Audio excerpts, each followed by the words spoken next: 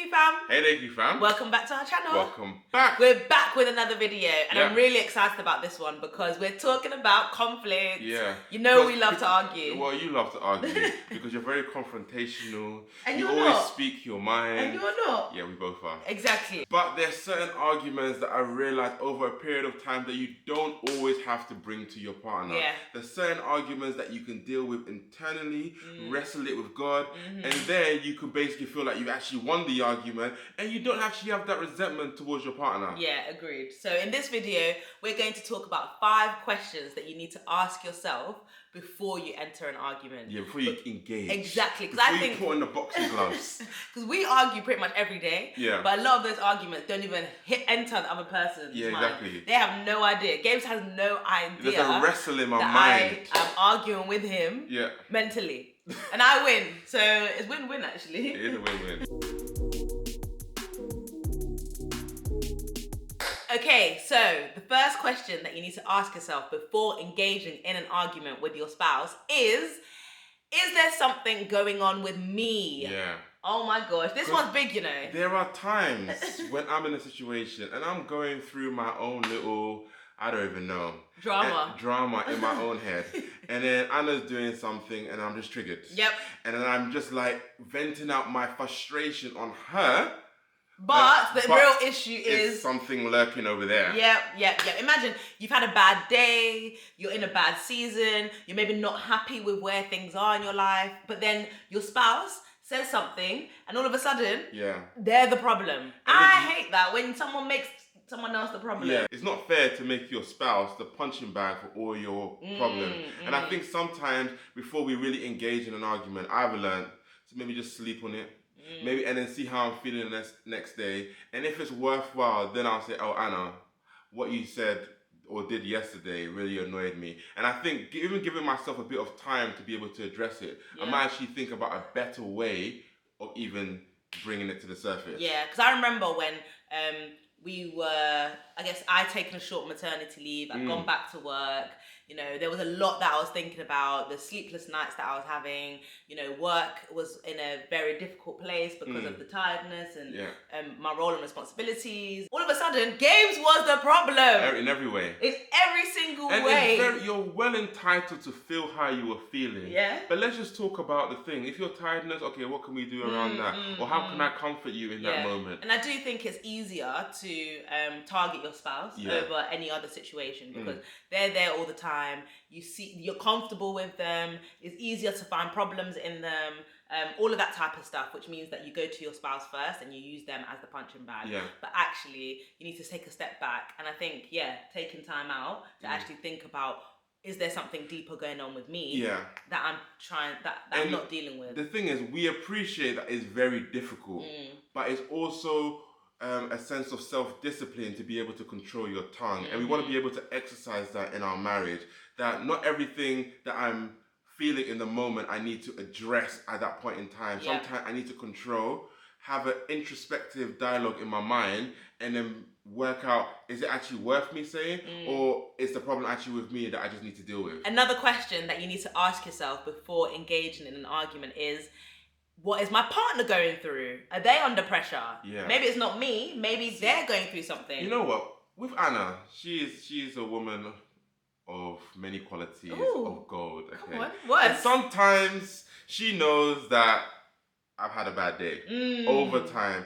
And I appreciate, and I can see that there's something that she wants to say to me. But then she'll say, I can see the dialogue in her mind going on. Maybe I'll have this conversation later. See that? I see that from time to time. That's amazing because there's nothing worse than coming home from a bad day or having a difficult situation, and then your spouse just comes.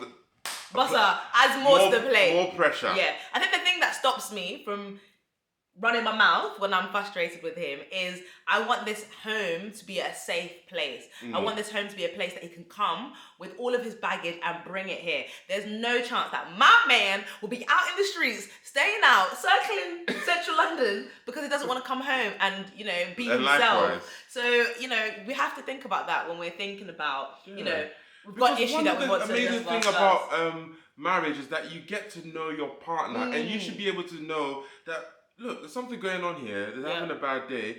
And am I going to love them beyond how I'm feeling in the moment and just put on love and, Yeah. you know, maybe bring it up later? Yeah. The timing of when you raise Yeah. it is so important. It might not be the season. I know we're thinking it's not the right day, but it might not be the right month. It might not be the right year. There's ways to be able to. No, but sometimes if you wait long, it disappears. Like you're not even frustrated about the thing anymore. But really, the important thing is gauge and discern the day that your partner has had, the season that they're in. How important is the issue that you actually need to raise? Is it more important than loving your partner in that moment? Yeah, exactly. And showing grace to them? Because I was about to say grace. Yeah. It's important to show grace in your relationship because that's where your partner could actually really feel loved, appreciated. They might not be their best self at that point in time, but the fact that you have the confidence, the grace, the tenacity to love on me while I am being a mess. Yeah. Because at the end of the day, everyone loves you at your best self. But when you can't be your best self, that's the beauty of marriage, that you can bring all versions of yourself. When you're your best, when you're your worst, it's all accepted within the marriage. Another question to ask yourself before engaging in that fact. Is my partner being malicious or have they just made a mistake? There is a difference. There is a difference because if I'm being fully transparent, go on. I am someone who's a nitpicker. Everything I'm like, Anna, stop doing this. Anna, stop doing this. Stop.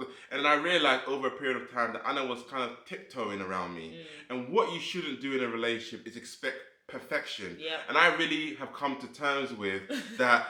Patterns need to be addressed. So if you see something over a period of time, need to be addressed. But sometimes hiccups shouldn't be addressed all the time. But I do also think that some patterns, like Gabes not putting his clothes in the cupboard and just leaving them on the floor. I'm working on it. You've been working on it for 7 years. And at the beginning, it would really frustrate me. And I'd be telling him every single time, put this away, put that away, put it away. But you know what? In the grand scheme of the man that he is, you're exposing me. It's not that deep. So I will happily pick up after him. Or sometimes I will remind him, but it's not every day. And in the grand scheme of things, it's not that deep. I was going to pick it up, but slightly later. You just got there before I could get there. But we can't let these small things actually, cause huge arguments within your relationship. One podcast that I heard, which is basically they said that there's a cost to being in a relationship. There's certain things that your partner does that is a cost you need to pay or the cost you need to bear in order to be in a relationship with them. So that's the cost. So I'm just saying that Anna gets to my clothes before I do, and that's the cost she's willing to, to pay to be in a relationship. And there's certain costs that I have to bear in order to deal with some of the frustrating things that Anna does, and that's just part of marriage, okay? Yeah. And sometimes I always ask myself the question, like, am I going to let this get in between us having a great marriage? Yeah. Like, am I actually going to let this frustration, overbear me and then just run our relationship? And the answer is no. So what I need to practice is patience. What I need to practice is serving. What I need to practice, there's loads of things that I can do. I can change myself. I've been trying to change him and him putting himself away for the last 7 years, but it's not changed. Like I said, so you get there before I do. Are they being malicious, which in that scenario he's not? Or is it just a mistake? Or is it just a trait that they have that is not going to change? Those are the types of things that you ask yourself before having an argument. What, my God is a healer. In 20 years. Another question to ask yourself before engaging in that argument is something important or great about to happen? Or has something good just happened that is creating this tension for an argument? Yeah, I realize over time, and I'm looking at the patterns, and I'm seeing that there's some things that, something that just great happened, like the birth of our son. We're supposed to be enjoying this environment, and then Anna's feeling a sense of frustration about work, and then we're arguing. I'm feeling also pressure because I'm also tired, and then we're arguing. And we're supposed to be enjoying that moment, but we can't enjoy the moment because there's negativity in the air. Or there's something that we're looking forward to, and then again, there's negativity in the air. And then we're realizing, are we going to allow these moments of excitement, these moments of joy, be robbed away from us because of negativity? I think that's rude. I think that's rude. When the negativity is trying to overshadow something great that's about to happen. Or we'll have really bad arguments just before something good's about to happen Yeah. within our marriage or a blessing is about to come. And you know what? We do not wrestle against flesh and blood. We know the enemy comes to kill, steal, and destroy. Amen. So sometimes you have to call it what it is. Yeah. Like, it might not be your spouse. It might not be, something that they've done. It might not be any of that. So but this actually, is the enemy's time at work. to put on the full armor of God together and you go to war. Yeah. If you've got pride and you want to bring the situation up, attack the atmosphere and actually work together for the sake of your marriage. Have the pride to actually look your partner in the eye and say, I know that this situation is, causing some concern. Yeah. But we are going to actually fight together in this. Yeah. And it's much deeper. I know the situation looks like it's between us, but it's not. It's actually us two against the enemy. Yeah. So actually, let's look in the same direction rather than looking at each other, and let's take this on. I think we've said that to each other sometimes. It's like, what is going on here? Like, how has this situation come about? How are we arguing about this over and over? Exactly. And it's stealing our joy. No, I think this is an attack from the enemy. Let's not let this win. So sometimes if I'm feeling a certain way towards Anna, knowing that we're looking forward to something or we've just experienced something, I might do the dialogue in my head and not even bring it up to her and actually go towards a war internally to actually satisfy whatever frustration I'm experiencing. What I've also realized in a relationship, there's sometimes that if you just allow every negative moment to just rise its head, and then you just go from negative situation to negative situation, and how long can your relationship last if you're not allowing yourself to experience the full joys of certain moments in your relationship? Yeah, I get offended, honestly, when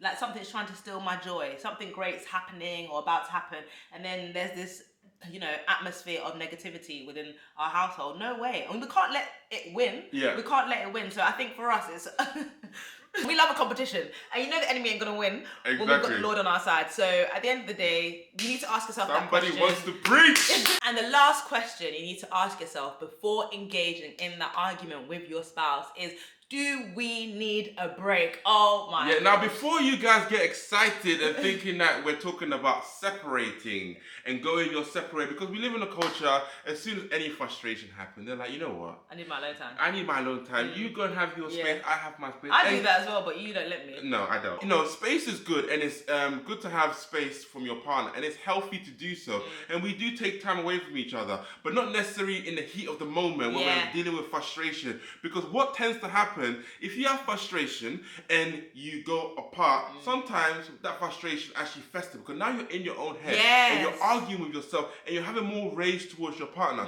So what I have realized over time is that sometimes we need a break, but we need a break together. Yes. We may just be tired, and sometimes we just need a little holiday. Sometimes we're missing each other. We just need a date night. There are things that we need to do together in order to create the unity in our marriage, rather than exercising divorce and saying, you go your way. You go your way, I go my way. We come back when I feel better. Yeah. Sometimes it's actually nice to go through the valley with your partner. 100%. And you know what?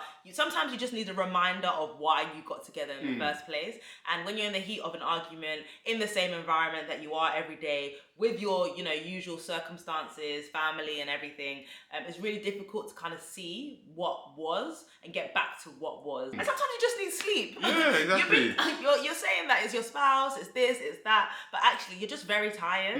And, spending time together, resting together, resetting together, I think they're really key ways. So rather than bringing the argument to the surface, you just say, oh, babe, I miss you. Could we go on a date night? Yeah. Oh, babe, we haven't had a break in a while. Can I book a holiday? Yeah. Or there's other ways to engage in the matter. We have to get to the root of the problem. Yeah. Not always having these surface arguments and fighting with one another. Having the vulnerability and the courage to actually say, I miss you. Imagine having a sense of frustration with your partner, and then you thinking that they've done something to bring that frustration when it's actually you needs to just say to your partner, I miss you. Sometimes we do make the problem that was so small so big by just focus on it, when actually if you look at the 90% of your relationship that you actually do enjoy, and in that rest you're focusing on that 90%, the problem becomes so much smaller. We've had situations where I've actually just been like, what were we arguing about again? Because we've spent time on resting and reminiscing, enjoying each other, laughing and stuff. It's like, oh, you know what? That situation wasn't even that deep. We tend to try to go away individually, well, as a couple, without our son or in a different environment every quarter, even if it's just for one night. So the 5 questions are that you need to ask yourself before entering an argument is 1, is everything okay with me? 2, is everything okay with my spouse? 3, is my spouse being malicious or have they just made a mistake? 4, has something important just happened or are we looking forward to something in the future? Yes, and 5, do we need a break together? Hopefully that really helped. It really helped us thinking about things from that perspective. We love a good argument, but not every argument comes to the forefront. And it's nice to be able to deal with things and not have resentment, because sometimes you don't have the argument and then you wake up the next day and you're just so thankful that you didn't bring the argument to the surface, because it would have been a much bigger problem than you just dealing with it in yourself. But this doesn't mean that you should deal with every problem in your head. Some problems need to actually come out, but they need to be addressed well. You can change yourself more than you can change your spouse. And at the end of the day, we do need to take ownership. The fruits of the Spirit are within us, and we can practice not everybody. Self-control. Not everybody out there. So we hope you enjoyed that video, Deku Fam, and we'll see you in our next video. Bye!